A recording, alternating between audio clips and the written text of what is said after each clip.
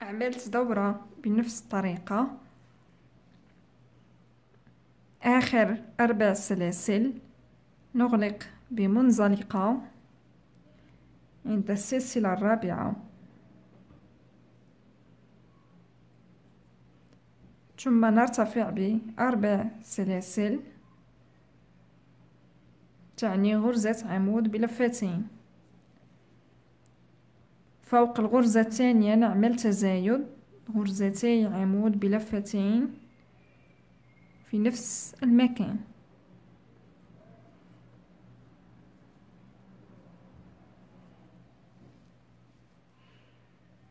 ثم فوق الغرزة الثالثة نعمل غرزة عمود بلفتين، في الغرزة الموالية نعمل غرزة عمود بلفتين ثم التزايد عند آخر غرزة عمود، نعمل غرزتي عمود في نفس المكان.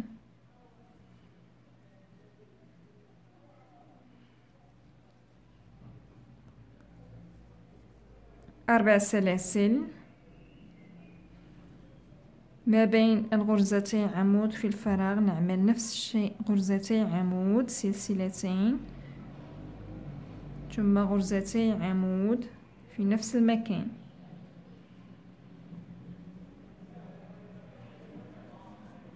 ثم 3 سلاسل. عند ال5 سلاسل في الفراغ نعمل غرزة حشو ثم 5 سلاسل في الفراغ نعمل غرزة حشو 5 سلاسل، ثم في الفراغ الأخير نعمل غرزة حشو 3 سلاسل. ما بين الغرزتي عمود نعمل في الفراغ غرزتي عمود سلسلتين ثم غرزتي عمود في نفس المكان. 4 سلاسل،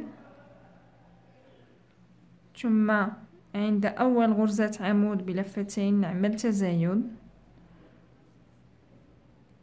غرزتي عمود بلفتين، ثم فوق الغرزة الثانية نعمل غرزة واحدة بلفتين، ثم فوق الغرزة الثالثة نعمل غرزة واحدة بلفتين، ثم في الغرزة الرابعة نعمل تزايد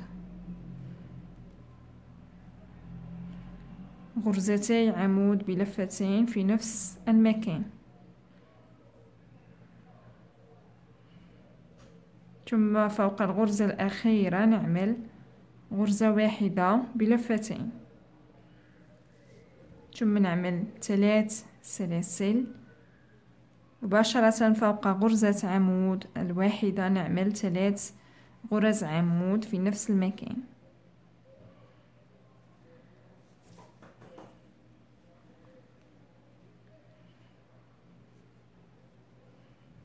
ثم نعمل 3 سلاسل، ثم نتابع بنفس الطريقة عند الشكل الثاني.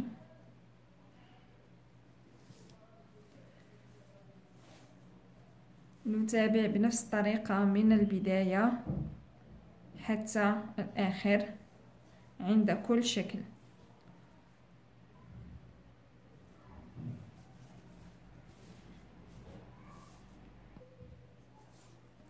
يعني سنبدأ بغرزة واحدة، ثم فوق الغرزة الثانية نعمل تزايد غرزتي عمود بلفتين في نفس المكان، فوق الغرزتين المواليتين نعمل فوق كل واحدة غرزة عمود بلفتين ثم التزايد عند آخر غرزة عمود مثل البداية، ثم نتابع بنفس الطريقة. تابعت بنفس الطريقة دورة كاملة، عملت آخر 3 سلاسل ثم نغلق بمنزلقة عند 4 سلاسل بداية في السلسلة الرابعة.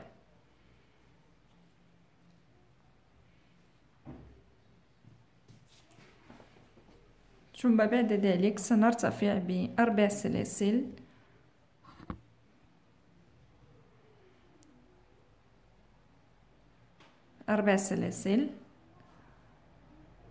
ثم 4 سلاسل تعني غرزة عمود بلفتين. فوق الغرزة الثانية نعمل غرزة عمود بلفتين، ثم فوق الغرزة الثالثة نعمل غرزة عمود بلفتين، ثم نعمل سلسلتين في نفس المكان. فوق نفس الغرزة نعمل غرزة ثانية،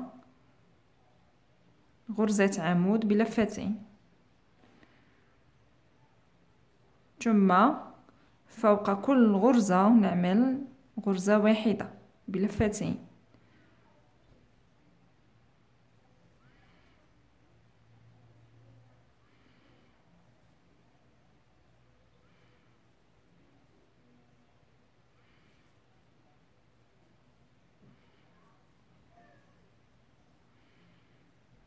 على هذا الشكل. ثم نعمل 4 سلاسل مباشرة في الفراغ ما بين الغرزتي عمود، نعمل نفس الشيء، غرزتي عمود، سلسلتين، غرزتي عمود في نفس المكان.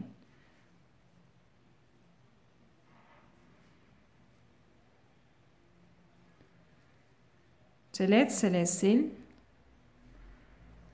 ثم مباشرة عند ال5 سلاسل في الفراغ نعمل غرزة حشو 5 سلاسل، ثم في الفراغ نعمل غرزة حشو 3 سلاسل،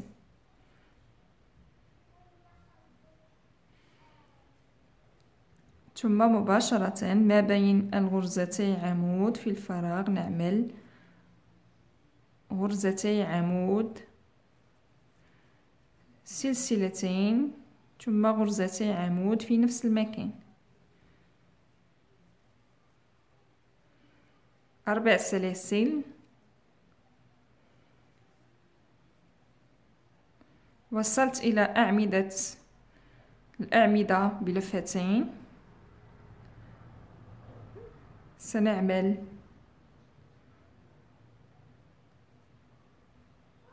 العمود الأول بلفتين، ثم العمود الثاني بلفتين،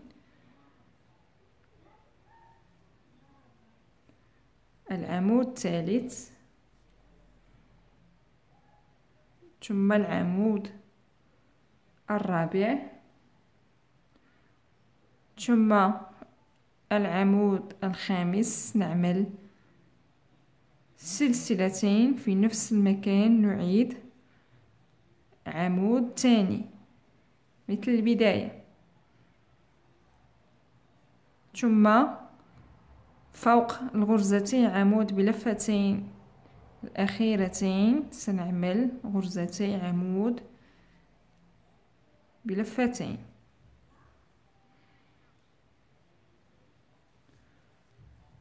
ثم نعمل 3 سلاسل. عند 3 غرز عمود سنعمل تزايد في الغرزة الأولى، نعمل غرزتي عمود في نفس المكان بلفة واحدة. فوق الغرزة الثانية نعمل غرزة واحدة ثم تزايد. فوق الغرزة الثالثة نعمل غرزتي عمود في نفس المكان.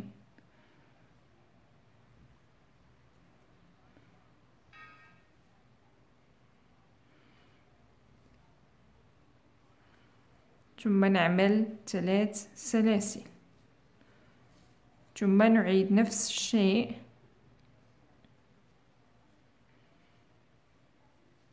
مثل البداية، نعيد نفس الحساب عند كل وحدة. نتابع نعمل بنفس الطريقة. نعيد دورة كاملة بنفس الطريقة ثم عملت آخر 3 سلاسل، نغلق بمنزلقة عند السلسلة الرابعة، ثم نرتفع الآن ب3 سلاسل تعني غرزة عمود بلفة واحدة. فوق الغرزة الثانية نعمل غرزة عمود بلفة واحدة، ثم فوق الغرزة الثالثة نعمل غرزة عمود بلفة واحدة. فوق السلسلتين سنعمل 3 سلاسل، ثم فوق غرزة عمود سنعمل غرزة عمود 3 سلاسل، ثم في نفس المكان سنعمل تناقص على هذا الشكل، نسحب مرة واحدة ثم نعمل الغرزة الثانية فوق الغرزة عمود الموالية على هذا الشكل، ثم نسحب مرة واحدة، ثم الآن سنسحب من الغرزتين معا، تصبح عندنا غرزة واحدة. ثم نتابع فوق كل غرزة نعمل غرزة واحدة.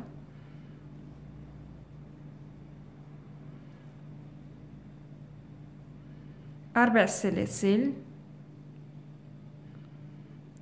ثم في الفراغ ما بين الغرزتين عمود نعمل غرزتي عمود سلسلتين، ثم غرزتي عمود في نفس المكان،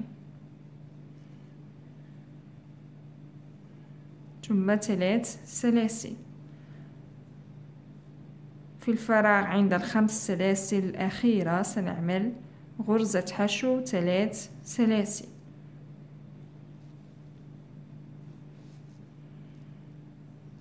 ثم مباشرة ما بين الغرزتين عمود سنعمل غرزتي عمود سلسلتين، غرزتي عمود في نفس المكان،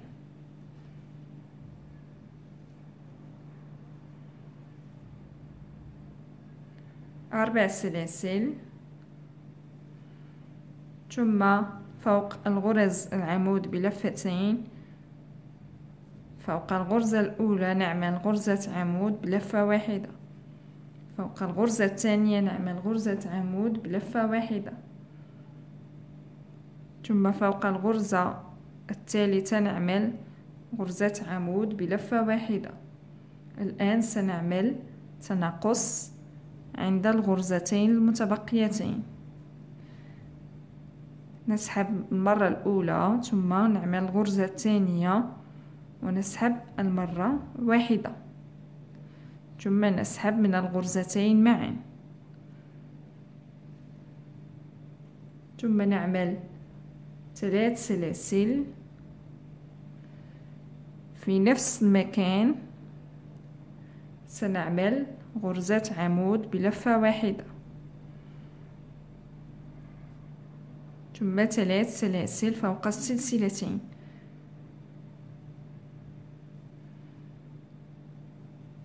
فوق كل غرزة نعمل غرزة عمود بلفة واحدة، 3 غرز الأخيرة،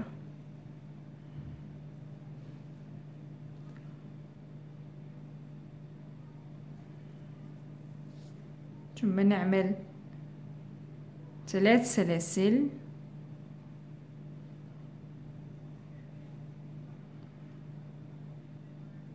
تزايد في الغرزة الأولى والأخيرة، الأولى والأخيرة، نعمل غرزتي عمود في نفس المكان، ثم غرزة واحدة، غرزة واحدة،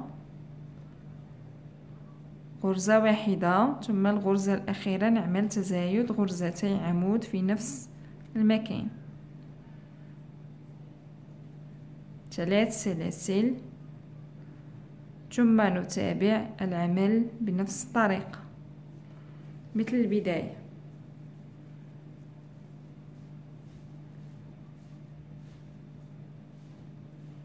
نتابع من الأول إلى آخر كل شكل، نعمل نفس الحساب ونفس القياس. أنهيت دورة بنفس الطريقة،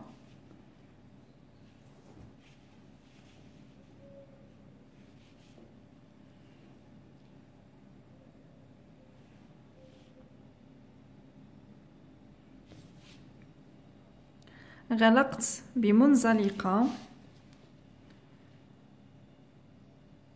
عند 3 سلاسل بداية.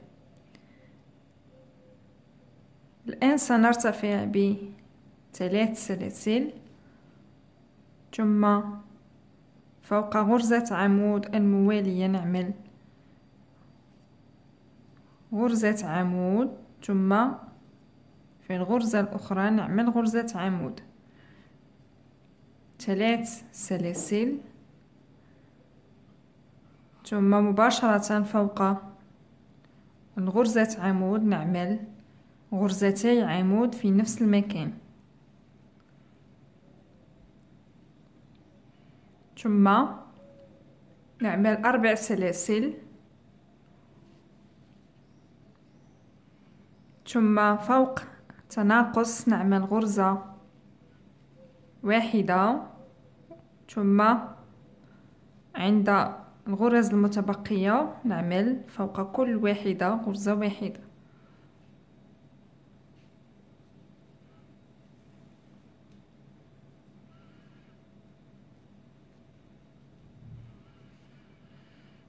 ثم نعمل 4 سلاسل ما بين الغرزتي عمود في الفراغ، نعمل غرزتي عمود سلسلتين، ثم غرزتي عمود في نفس المكان، ثم مباشرة ما بين الغرزتي عمود والغرزتي عمود في الفراغ نعمل غرزتي عمود سلسلتين، ثم غرزتي عمود في نفس المكان، ثم 4 سلاسل،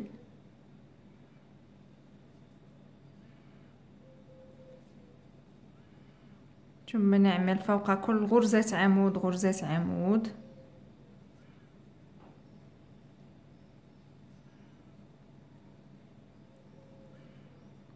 ثم 4 سلاسل، ثم فوق غرزة عمود واحدة نعمل غرزتي عمود تزايد في نفس المكان، 3 سلاسل، فوق 3 غرز عمود نعمل 3 غرز عمود،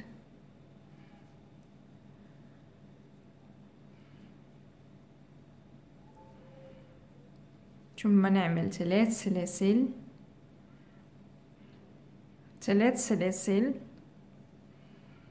ثم فوق غرزة عمود نعمل غرزة عمود سلسلة، فوق كل غرزة عمود نعمل غرزة عمود سلسلة.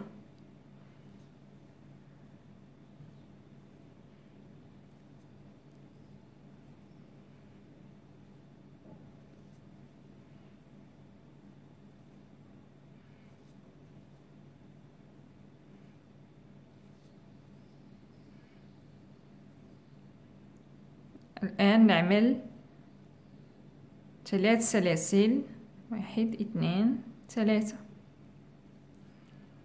ثم نتابع العمل بنفس الطريقة مثل البداية.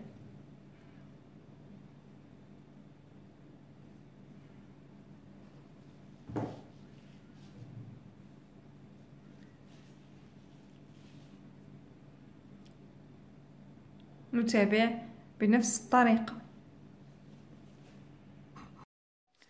أنهيت دورة كاملة بنفس الطريقة، بقي لنا سطر واحد أو دورة واحدة.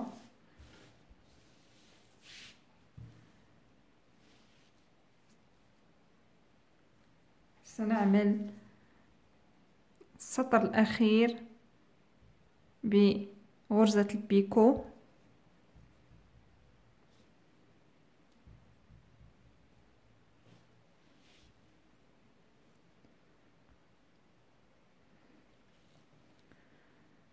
نرتفع بسلسلة واحدة في نفس المكان، نعمل غرزة حشو،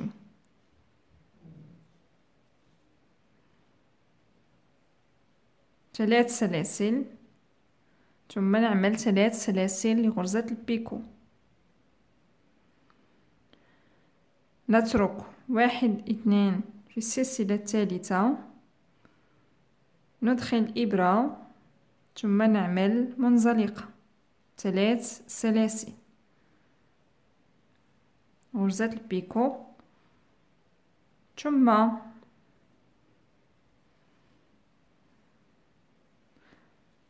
نعمل غرزة حشو، نترك مسافة ثم نعمل غرزة حشو 3 سلاسل، ثم 3 سلاسل لعمل غرزة البيكو.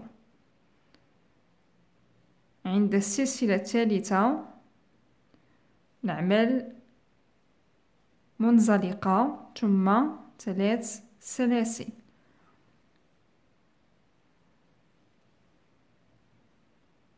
ثم نعمل غرزة حشو على هذا الشكل 3 سلاسل زائد 3 سلاسل لعمل غرزة البيكو.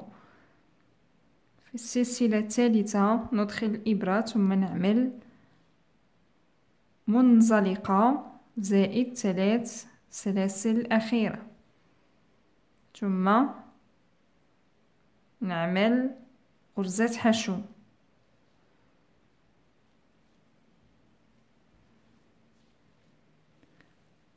ثم نتابع العمل بنفس الطريقة. هذا هو الشكل الأخير للمفرش.